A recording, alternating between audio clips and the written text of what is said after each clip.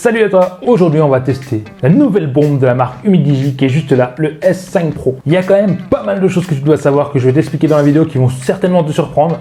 On va aller regarder ça, l'autonomie, la qualité photo, l'écran, est-ce qu'il vaut en jeu, est-ce qu'il faut acheter ce téléphone tout simplement. Mais vraiment, regarde la vidéo jusqu'à la fin parce que la question, il y a quand même des choses. Allez, c'est parti.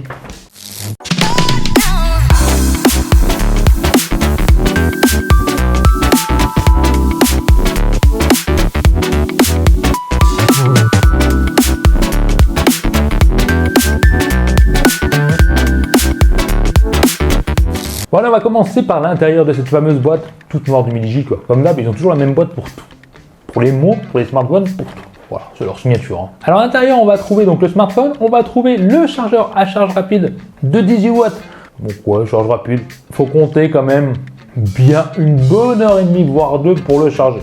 Ouais, 1h30, je vais être gentil. On a aussi à l'intérieur, donc on a le câble USB type C, la notice, une coque en silicone noire, pas transparente mais qui est plutôt jolie avec les petites rainures, c'est plutôt bien. On a l'adaptateur donc pour la prise USB et le jack, oui parce qu'il n'y a pas de prise jack dans ce téléphone malheureusement, je trouve ça con, bon c'est la mode. Et j'aurais aimé voir des petits écouteurs à l'intérieur offerts par Humidigi, mais ce n'est pas le cas, bon comme d'habitude ça se fait rare. Alors faut savoir qu'on a quand même un gros bébé dans les mains, bon c'est la mode, mais il pèse quand même 202 grammes, ouais. Ça reste lourd, mais ça reste convenable quand on voit tous les smartphones du marché en ce moment. Rares sont ceux en dessous des 200 grammes. Moi, ça m'emmerde, je le dis franchement. Avec ça, on a une épaisseur quand même de 9,6. Ouais, c'est fou quoi. Et un gros cul. On a une largeur de 75,7 et une hauteur de 159,2. Donc un beau bébé, mais bien optimisé en tout cas sur la hauteur et la largeur. Alors sur l'écran, il y a une protection d'origine dessus que j'ai virée direct parce que je trouvais ça chiant. Mais faut savoir que tu l'auras. On est sur un écran FHD AMOLED de 6,39 pouces. Et tout ça sans trou ni encoche parce que la caméra se cache au-dessus du téléphone. Ce qui permet d'avoir un écran qui prend la totalité du smartphone. Qui prend 93,1% de la place avant du smartphone. Bon à vérifier, hein, ça c'est ce qu'annonce Humidigi. Pourtant l'écran n'est pas borderless, tu vois, il y a quand même des rebords assez importants. Donc je trouve ça dommage, ils auraient pu exploiter un peu mieux ça.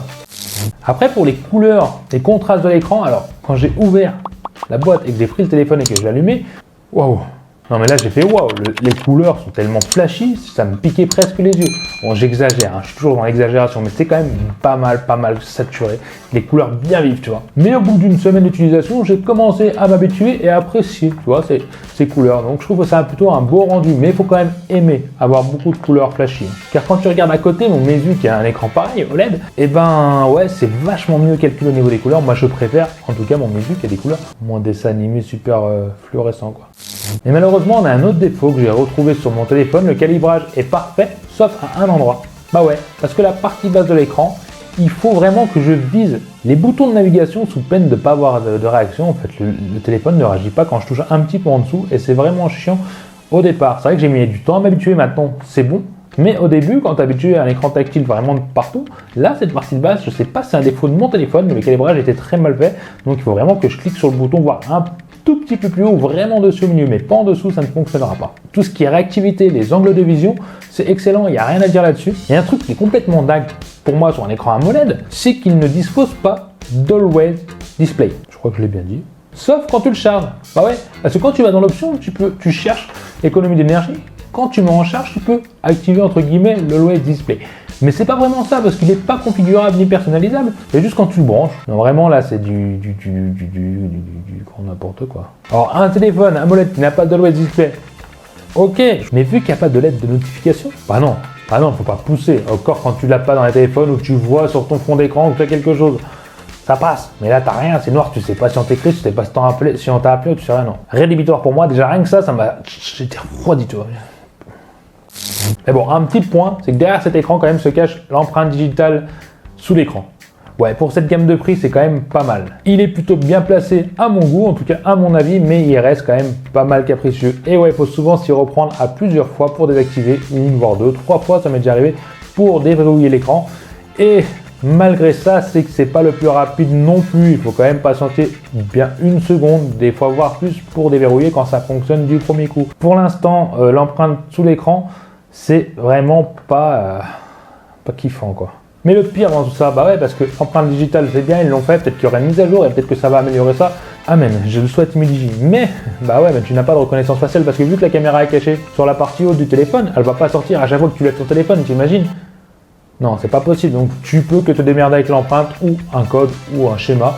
Je trouve ça... Ouais, bon, c'est pas fait pour moi, quoi. Tu peux peut-être aimer, ça te dérange pas, moi ça me... Après, quand on retourne le bébé, la face arrière veut dire qu'elle est en verre incurvé, ce qui lui donne une bonne prise en main. En tout cas, on le tient bien en main pour mes grosses mains, même s'il est lourd, ça reste agréable à tenir. Après, au niveau des traces de doigts sur le dos en verre, eh ben écoute, c'est plutôt discret. Les traces ne sont pas trop présentes. Quand je dis discret, c'est par rapport à certains modèles où on voit que ça avec les reflets. Là, c'est peut-être plus discret aussi par rapport à la couleur. En tout cas, ça m'a moins choqué que certains modèles. Sur le côté droit, tu n'auras pas de surprise. Tu vas trouver le bouton Power et le bouton du volume plus-moins. La partie du dessus donc se cache juste l'appareil photo. Sur le côté gauche, on trouvera simplement l'emplacement pour les 2 cartes SIM et une extension de mémoire. Alors déjà qui fait 256 Go de mémoire intégrée, ça c'est déjà exceptionnel. Bravo Humidigi de nous fournir directement le maximum. Mais tu peux l'étendre aussi. T'es tranquille pendant un moment. Niveau de mémoire, là, c'est super bluffant. Je pense pas que tu aies besoin d'une carte SD. Moi, personnellement, je n'aurais jamais besoin. Et en dessous, tu n'auras rien de formidable. Hein. Tu auras juste le haut-parleur, la prise USB type C pour le recharger et le trou pour le micro. Bon, c'est clair que ce téléphone, il est beau. Faut l'avouer. Il est un petit peu enrobé comme moi, tu vois, un petit peu trop, mais il est beau.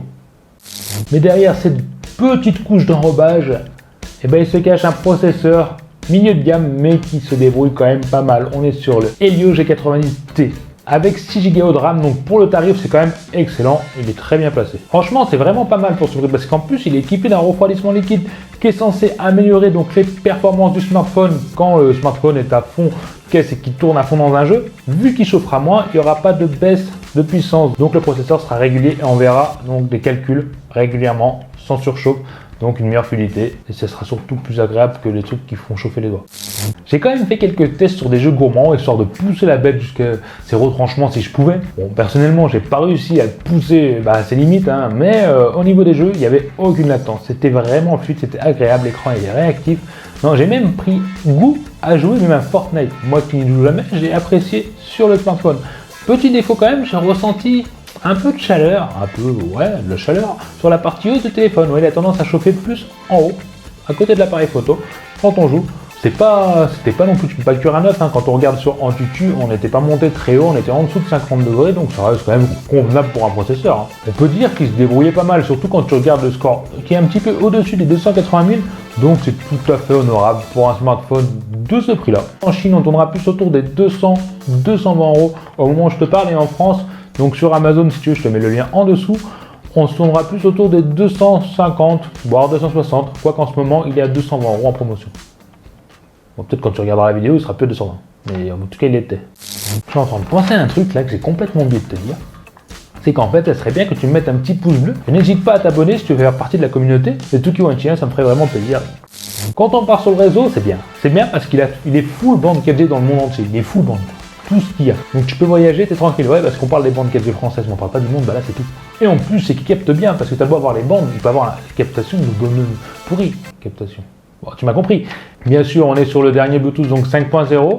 Et pour les gens qui aiment payer avec leur smartphone, et oui, bien sûr, on est sur le NFC compatible Google Pay, etc. Après donc, la couche intérieure, l'OS, on est sur du Android 10. Faut pas t'attendre à avoir des mises à jour, mais ils ont quand même une petite couche rajoutée Humidigi qui est pas du tout envahissante et en plus il te permet de connaître le téléphone un peu mieux, voir ce qu'ils ont rajouté, les spécifications. Si tu aimes Android pur, tu ne seras pas déçu, tu vas pas être désorienté par cette petite surcouche qu'on voit à peine, quoi. Il est quand même équipé d'une sacrée grosse batterie, qui est la bonne tendance, ce qui explique peut-être son gros postérieur. On est sur du 4680 mAh et en utilisation standard, navigation, internet, Facebook, etc. Vraiment standard, tu tiens quand même 2 jours. Après, pour les grands geeks, les grands joueurs qui regardent des vidéos tout le temps ou qui veulent le faire pousser, tu seras plus sur les 1 jour. Mais franchement, il a une très bonne autonomie, il tiendra bien. Il est très bien optimisé pour ça. Bravo, Humidigi là. Peut-être pas fait exprès, tu me diras, je suis méchant. Non, je dis ça, mais je suis méchant. Allez, maintenant on passe au son. Alors pour ce qui est du son, quand tu mets ton casque et tes écouteurs, le son est très bien, excellent. Bon, ça va dépendre du casque aussi. Au niveau du son de l'haut-parleur, alors oui, je lance une musique de libre droit.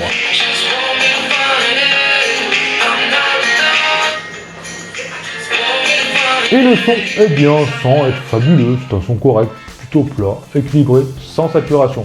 Par contre, pour moi, il manque un petit peu de pêche, il manque un peu de volume, de puissance. Ça peut être gênant quand tu vas regarder des vidéos sur internet dans un endroit avec un peu de bruit à la gare ou je ne sais quoi et que tu n'as pas d'écouteurs. Là, tu seras un peu limité, surtout si une vidéo sur YouTube a le son déjà bas d'origine.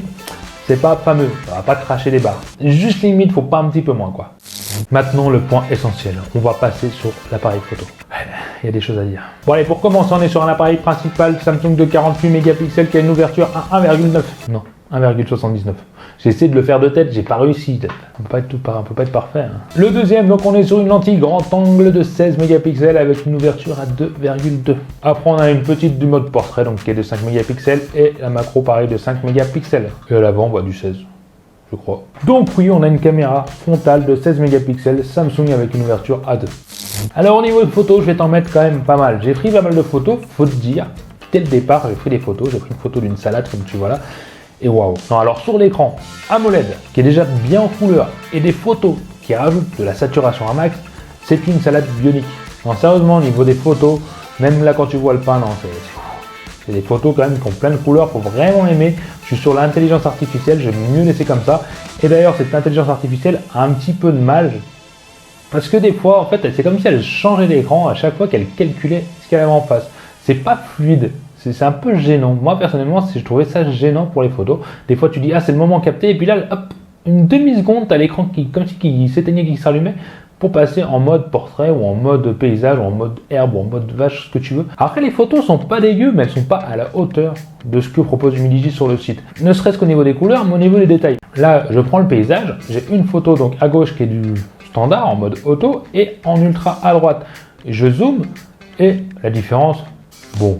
On la voit sur les petits détails, mais c'est pas non plus le ouf quoi. Tu vas pas te dire là la montagne elle est nette, de l'autre côté elle l'est pas. Non, il y a un changement, c'est pas extraordinaire. Après en mode nuit, ouais j'ai essayé le mode nuit, non, j'ai pas essayé à l'extérieur, c'est vrai. J'ai fermé mes volets, j'ai laissé un tout petit peu de lumière quand même pour le laisser travailler.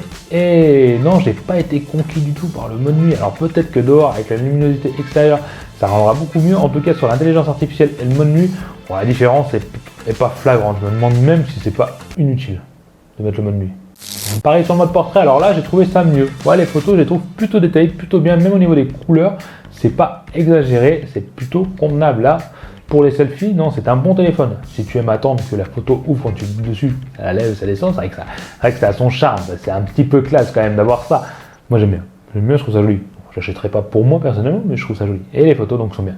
Après niveau vidéo, je vais te montrer ça, on en parle juste après. Là.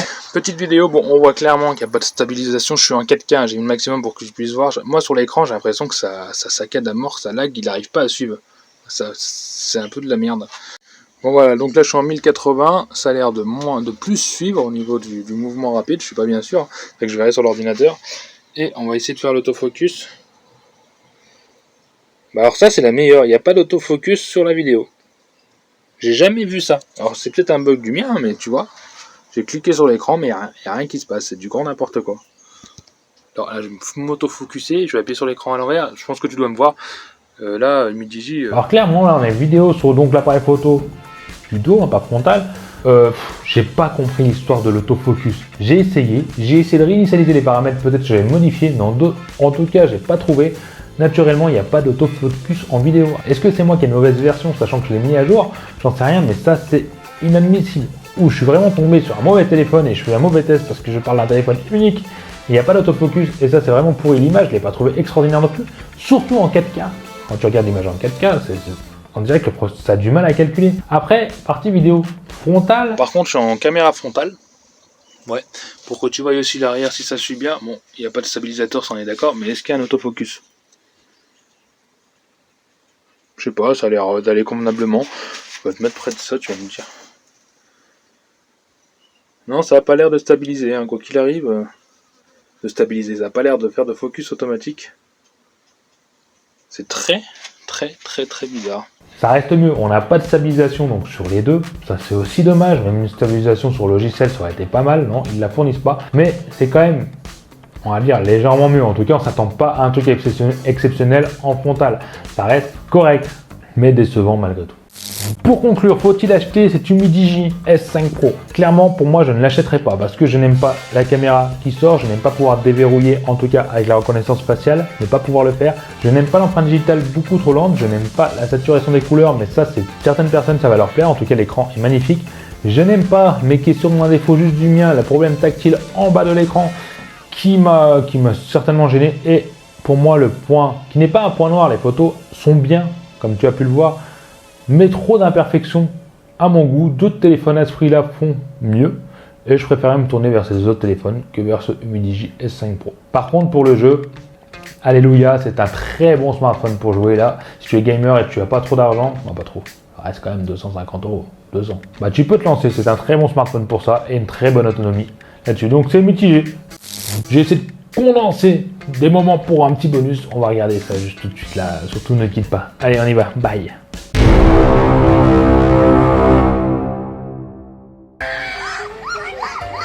Putain, ils gueulent comme des putois. Je suis au niveau du téléphone. Non, ah bon?